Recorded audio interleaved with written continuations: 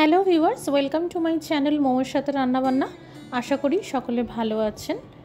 নিরামিষ দিনে পেঁয়াজ রসুনের ব্যবহার না করেই বানাতে পারেন এই পদটি, নিরামিষ মুগ বেগুন। ভাত বা পোলাও দিয়ে, এছাড়া রুটি পরোটার সাথেও খেতে খুব ভালো লাগে। আজকের রেসিপিটি ভালো লাগলে একটি করে লাইক দিয়ে অবশ্যই শেয়ার করে দেবেন। আর প্রতিদিন এইরকম নতুন নতুন রেসিপি পেতে আর টিউটোরিয়াল ভিডিওস দেখতে আমাদের চ্যানেলটি সাবস্ক্রাইব করে নেবেন। এখানে মুগ ডাল 1/4 কাপ পরিমাণে আছে, 1 ঘন্টা ভিজিয়ে রেখেছি। বেগুনগুলোকে ভালো করে ধুয়ে নিয়েছি আর এইভাবে একটু বড় সাইজ করে কেটে নিয়েছি। আপনারা যেভাবে পছন্দ সেইভাবে বেগুন কেটে নিতে পারেন। নিয়েছি 2 চামচ টক দই। এখানে আমি বাড়িতে পাতা টক দইয়ের ব্যবহার করেছি।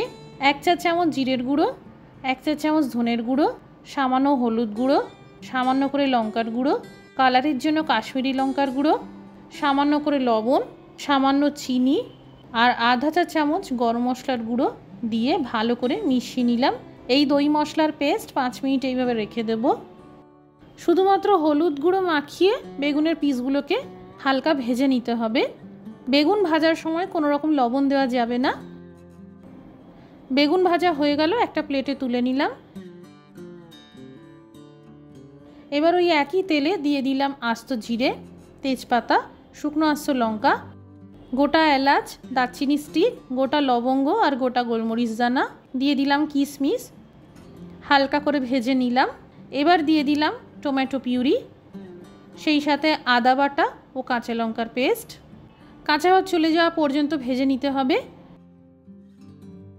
এখানে 4 থেকে 5টা কাঁচা লঙ্কা আর একটা বড় সাইজের টমেটোর ব্যবহার করা হয়েছে। মশলা থেকে তেল আলাদা হয়ে গেছে। এবার দিয়ে দিলাম এই ভেজানো মুগ ডাল। খুব ভালো করে ভাজতে হবে।